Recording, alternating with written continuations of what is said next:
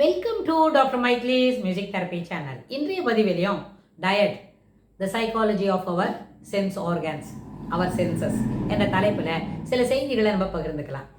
டயட்னு சொல்லும்பொழுது நம்ம உணவுக்கு தான் முக்கியத்துவம் கொடுக்குறோம் அப்படின்னு. ஆனால் அதுபோல் பேசுவதற்கு கூட சிறப்பான வார்த்தைகளை பேச வேண்டும், தெளிவான கருத்துக்களை சொல்ல வேண்டும், பகிர்ந்து கொள்ளக்கூடிய விஷயங்கள் ஏற்புடையதாக இருக்க வேண்டும்.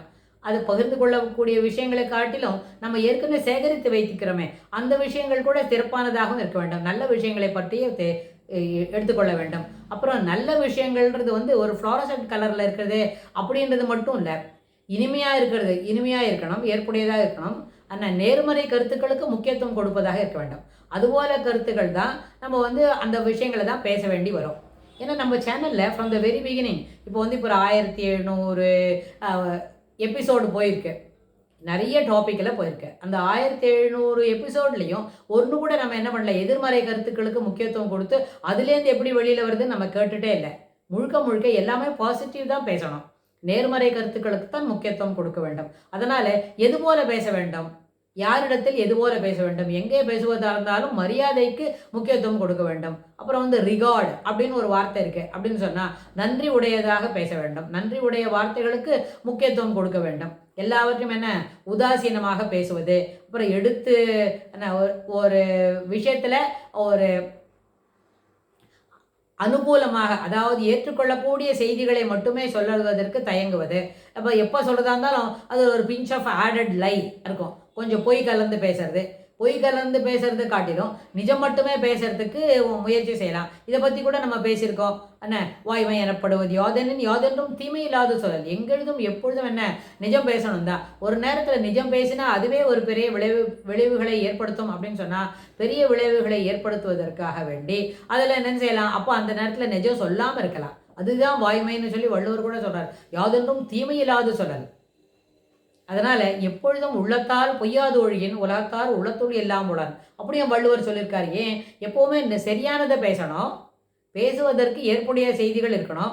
அந்த சொல்லக்கூடிய செய்திகள் எல்லாருக்குமே அது இனிமையானதாக இருக்க வேண்டும். அப்படி எப்படியான பேச முடியுமா, அதெல்லாம் சாத்தியமா அப்படின்னு கேட்டால் நிச்சயம் சாத்தியம் இல்லை தான். ஆனால் ஒரு குரூப்பில் இருக்கோம், இந்த குரூப்பில் ஒரு 20 பேரோட இப்போ பேச போகிறோம் அப்படின்னு வைங்க. அந்த 20 பேருக்கு இந்த செய்தி ஏற்றுக்கொள்ளக்கூடிய செய்திகளை சொல்லலாம்.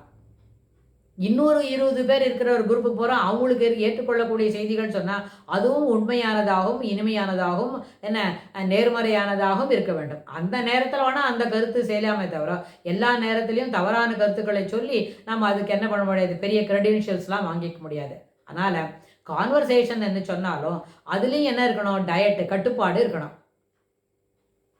அதுலேயும் டயட்டு கட்டுப்பாடு இருக்கணும். ஏன்னா எமோஷ்னலாக ட்ரிகர் பண்ணாமல் இன்வால்மெண்ட்டோட ஒரு டெடிக்கேஷனோட கூட ஒரு வேலையை செய்கிறோம்னு வைங்க, அதெல்லாம் கட்டுப்பாட்டுக்குள்ளே வரும். டெடிக்கேஷனோட ஒரு வேலையை செய்கிறோம், இன்வால்மெண்ட்டோட ஒரு வேலையை செய்கிறோம், அதில் எமோஷ்னல் கண்ட்ரோல் இருக்குது. எமோஷ்னலாக நம்ம என்ன பண்ணுறோம், நம்மளை ட்ரிகர் பண்ணாமல் பார்த்துக்கிறோம். இது எல்லாமே என்னது, அதுதான் டயட்டு. அப்படின்னு என்ன டயட்டு, நம்மளை டிஃபென்ஸ் மெக்கானிசம் அப்படின்னு சொல்கிறோன்னு வைங்க, நம்ம கண்ட்ரோல் பண்ணிக்கிறோம், நம்மளை சிறப்புப்படுத்துகிறோம். எப்படி நம்ம பேசுகிற பேச்சு மூலமாக. இப்போ அவங்களோட பேசினா ரொம்ப இனிமையாக பேசுவாங்கப்பா, 1 மணி நேரம் பேசினா கூட நேரம் போகிறதே தெரியாது. நம்ம ஒன்றும் அரட்டடிக்கல, வாண்டாத செயல்களை சொல்லலை, தேவையான செயல்களை சொல்கிறோம், அது ஏற்புடைய வழியில் சொல்கிறோம். அதனால் அது எல்லாருக்குமே அது பொருந்தக்கூடியதாக அமையும். அதனால் எப்போவுமே கான்வர்சேஷன்னு சொன்னால் அது அனைவருக்கும் ஏற்புடையதாக இருக்க வேண்டும்.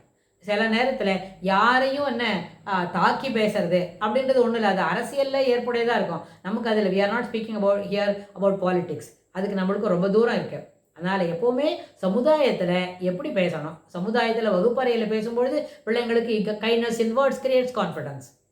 அது வகுப்பறையில் எந்த வகுப்பறையாக இருந்தாலும், அதாவது கல்லூரியில் இருக்கிற ஒரு வகுப்பறையாக இருந்தாலும், ஸ்கூலில் இருக்கிற வகுப்பறையாக இருந்தாலும், ரெண்டுமே அந்த வகுப்பறையில் இருக்கிற ஆசிரியரோட என்ன கடமை, கைண்ட்னஸ் இன் வேர்ட்ஸ் கிரியேட்ஸ் கான்ஃபிடன்ஸ்.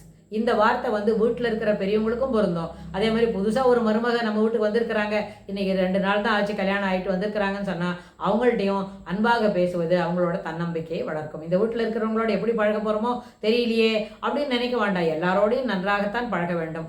அந்த பழகுவதில் இனிமை வேண்டும்.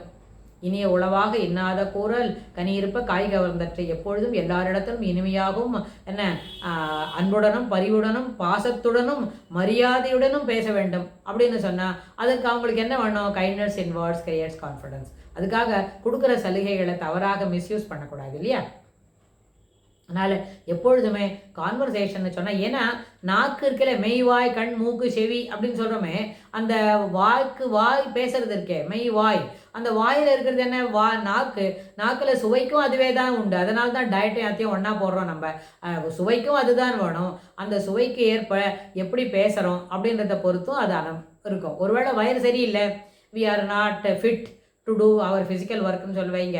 அன்றைக்கி போய் நம்மளோட ஒரு லெக்சரை கொடுக்க சொன்னால் அன்றைய லெக்சர் வந்து சுமாராக தான் இருக்கும். 32 மார்க் கூட வராது நம்மளோட லெக்சருக்கு. ஏன்னா அதுவே நம்ம ஹெல்த்தியாக இருக்கும், ரொம்ப பிரிஸ்காக இருக்கும், நிறைய விஷயங்களை பலப்பலான்னு சொல்ல போகிறோம்னு வைக்குங்க. நம்ம பேச ஆரம்பிக்கும் போதே நம்மளுக்கு 72 மார்க் வந்துடும். பாக்கி உள்ள 20 மார்க்கை சிறப்பாக பேசி நடுவில் 2-3 என்ன செய்யலாம், ஒரு நகைச்சுவைக்கு ஏற்ப பேசணும்னு வைங்க, பெரிய கராது ஒலிக்கு நடுவே நிறைய மதிப்பெண்கள் கிடைக்கும் அந்த லெக்சருக்கு. ஸோ அதனால் எப்பொழுதும் இனிமையாக பேசுவது ஏற்புடையது, இனிமையாக பேசுவதற்கு மட்டுமே முயற்சி செய்ய வேண்டும் அப்படின்னு சொல்லி இந்த பதிவை நம்ம நிறைவு செய்கிறோம். இதுக்கு தொடர்புடைய செய்திகளை வரப்போகிற பகுதிகளெல்லாம் பார்க்கலாம். தேங்க்ஸ் ஃபார் வாட்சிங்.